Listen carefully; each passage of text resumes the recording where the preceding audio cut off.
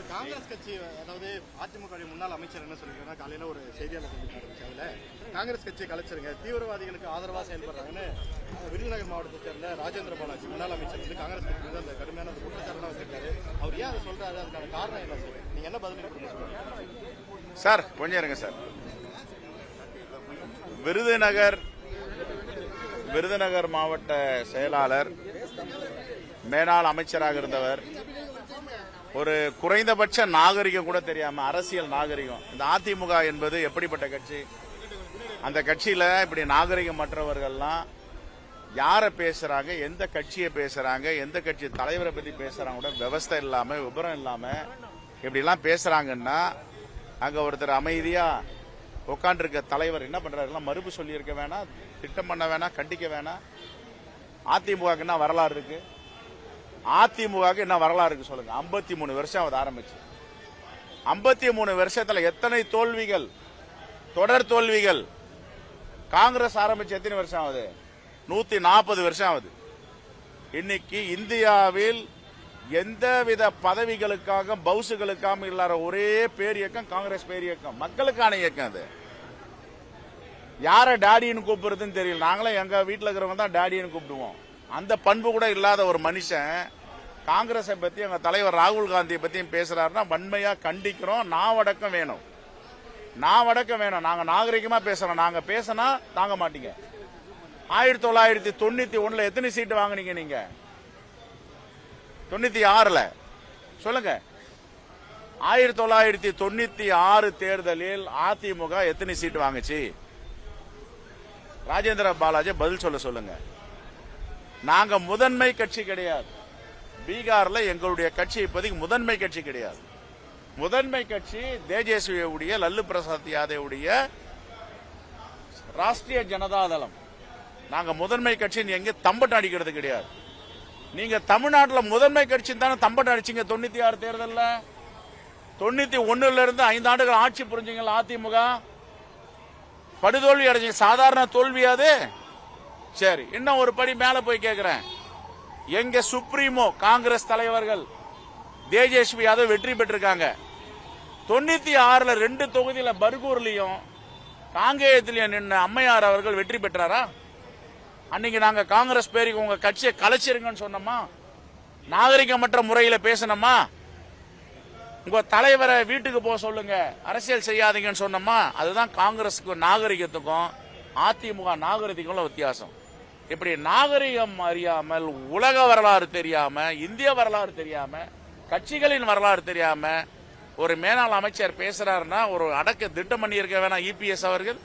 இதான் அவர்கள் அரசியல் செய்யறது, நாகரிகமற்ற அரசியல். ஏதோ கிடைச்சு அதிகாரத்தை நுகர்ந்துடலான்னு பாக்குறாங்க. வாய்ப்பே கிடையாது கண்ணா. இது வட மாநிலம் இல்லை, தென் மாநிலம். இன்னும் தெலுங்கானாலையும் கர்நாடகாலையும் காங்கிரஸ் ஆட்சி தான் இருக்கு. கவுந்தரிச்சு படுத்துக்கிறது இல்ல காங்கிரஸ் கட்சி. யாருக்கும் அடிமை சாசனம் எழுதி கொடுக்கறது இல்ல. காஷ்மீர்ல இருந்து கன்னியாகுமரி வரைக்கும் எல்லா கிராமங்களிலும் கொடி பறக்குதுன்னா அது காங்கிரஸ் பேர் இயக்கம் கொடி தான். அதிமுக எத்தனை கிராமத்தில் விருதுநகர்ல பறக்குதுன்னு சொல்லுங்க அவரை. அதனால இப்படி நாகரிகமற்ற முறையெல்லாம் பேசக்கூடாது. எங்களுக்கு நிறைய பேசலாம், எங்ககிட்டயும் இருக்கு. பாஜக தலைவர்லாம் நாகரிகமற்ற முறையில் என்னன்னா பேசியிருக்காரு. ஒருத்தர் சிறைக்கு சென்றவர், தண்டனை அனுபவித்தவர், அபராதம் கட்டியவர், இப்படிலாம் பேசினாங்கல்ல. நாங்க எங்கேயாவது பேசியிருக்கோமா? இதான் எங்க காங்கிரஸ் உடைய நாகரிகத்துக்கும் அவங்க நாகரிகத்துக்கும் வித்தியாசம். குறைந்தபட்சம் ஒரு தலைமை பண்பு வேணும். இப்படியாப்பட்ட ஆளுங்கெல்லாம் மாவட்ட செயலாளரா, மந்திரியா கொடுத்து வச்சுதான் என்ன பண்ணுவாங்க? அதனால காங்கிரஸ் பேரியக்க வரலாறை தெரியாதவர் ராஜேந்திர பாலாஜி வெளிப்படையாக மன்னிப்பு கேட்க வேண்டும். அவர் பேசியதை திரும்ப பெற வேண்டும். ராகுல் காந்தி என்ன சாதாரண தலைவர்? அவருடைய பாரம்பரியம் தெரியுமா? வரலாறு தெரியுமா?